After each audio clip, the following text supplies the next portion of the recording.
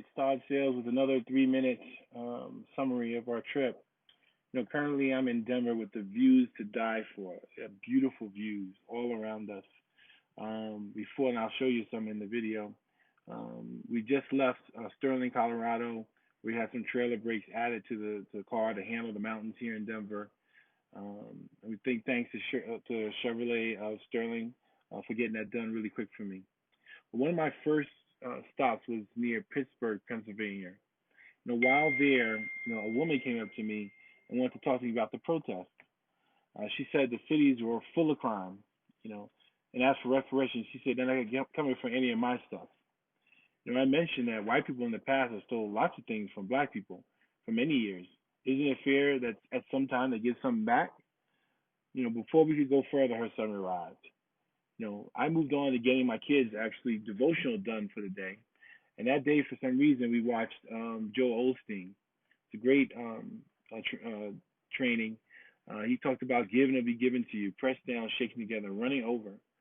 The church, his church needed a building at the time, and they were raising funds for it. But they saw that there was another church down the street, a Spanish church, the father saw, that needed the funds too. So instead of putting the money into their own church, they gave it to another church.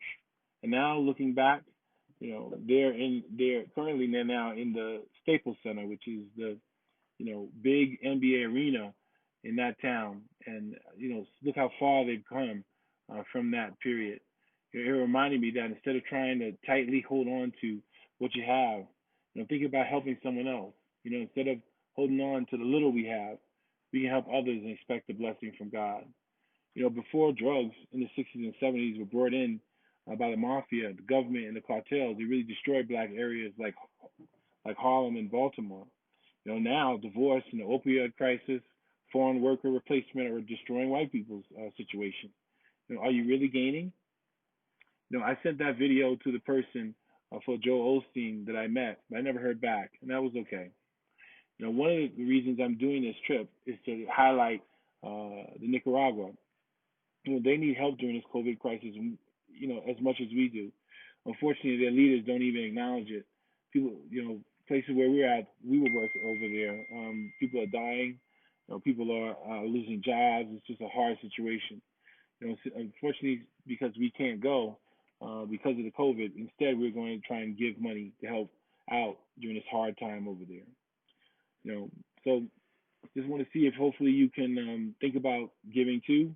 We're looking for 5 new supporters to give $100 while we're in